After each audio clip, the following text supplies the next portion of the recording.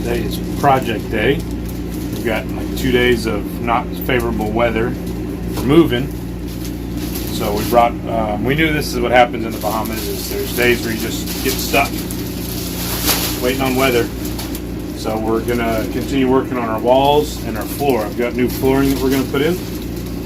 And the boss decided today was flooring day, so we're gonna do that. So first step is to, got this wood filler, and it's it's like an epoxy wood filler. I've been pretty happy with it.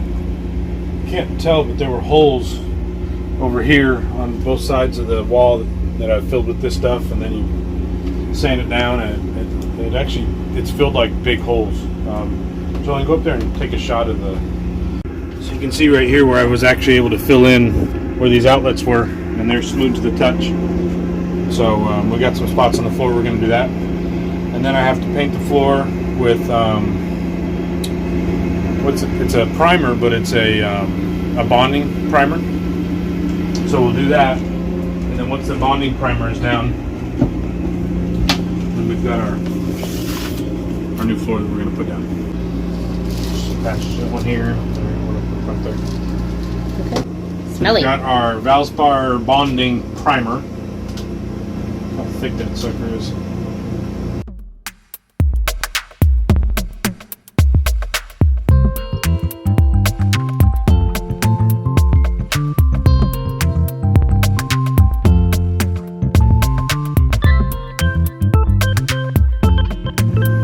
What do you think, babe? I like it. It already looks nicer. Yeah. You can agree to disagree. Should look good with the new stuff on, though. Let's see how this first one goes.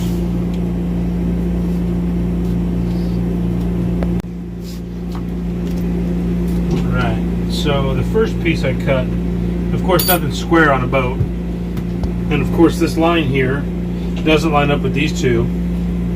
That would make too much sense. The nice thing is, literally, I just score this a couple times with a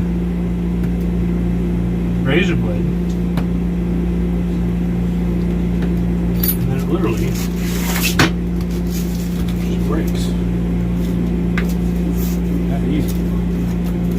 It's a nice clean cut. Alright, let's see how this works out this time. Looks great. Roller.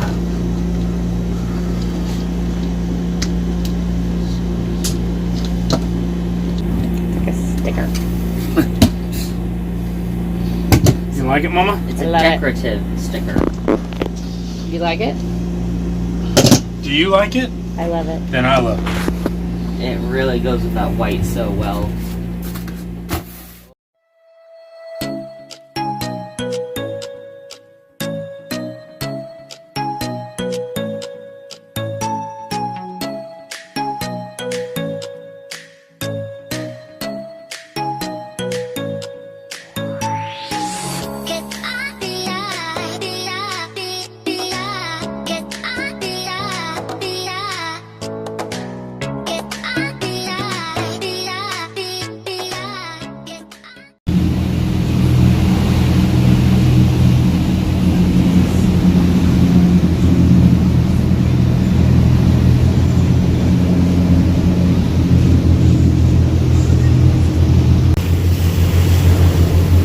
There's our dolphins. Oh, there they went. This season in the Bahamas is great. We're having a great time. I don't want to complain. But the waves are never going in our direction. So I feel like they're great if you're returning to the States. But everywhere we're going, we're taking it broadside or following, which on a trawler is terrible. And our boy cat Tiger, he's not doing well. I'm not sure if he picked up a bug or something, but he's losing his cookies and peeing everywhere, and poor Caleb's like living on seasick medicine, and he gets very anxious now about any passage making we make. Even today we're just going across the bank, and it's shallow. It's a long passage, but it's shallow. But he didn't want to do it. He was upset. He was crying. He wanted to sleep with me last night. He's just, you know, the crossing across the Gulf wasn't great. And then every time we'd leave Bimini, we'd have to go through a cut, and we just never timed it well with currents and tides, and because we were looking at the weather and the wave height, and man, when you go through a cut and it's tide and current all oppose each other, it's rough. It's really rough. And so it's noon now. It's settled down on the bank. We're still taking it broadside and from the aft, which is I guess it's funny to say, but it's really calm, but it's just the wrong direction, so we bob and roll a lot, and sometimes it'll catch us. And so the kids are all inside, and they've got the AC running because they all feel a little woozy, and I don't know, it just leaves me emotional. I don't know why. This is paradise, but it's just uncomfortable.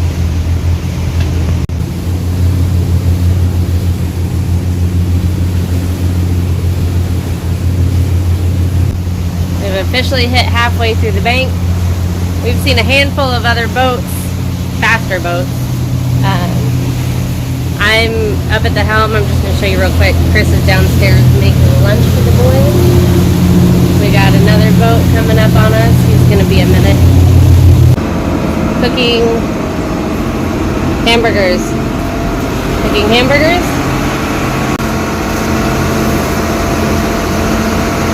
Hamburger time. Yummy?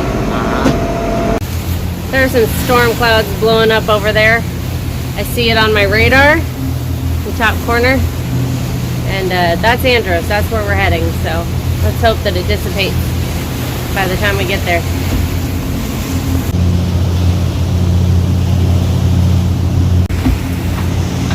Ooh, what'd you make? Hamburgers, baked beans. And why did you make it? Because you don't like being down below when it's rolling. Even though the most stable part of this boat is the kitchen. I can't be down there. Thank you.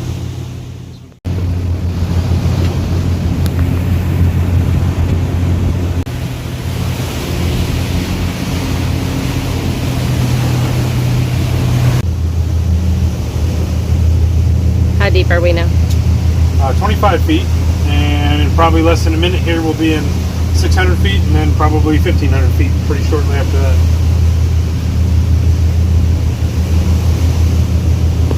We just came off the east side of the Bahama bank, and we are coming into the tongue of the ocean, just north of Andros, or just south of Chubb, or excuse me, the Berries, which is where Chubb is located.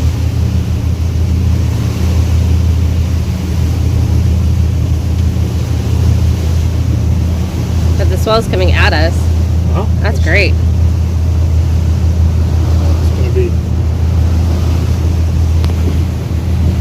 land. We left Bimini, this tiny little island just 50 miles off the coast of Miami, across the Bahama Bank, through the tongue of the ocean, onto Andros, the largest island in the Bahamas.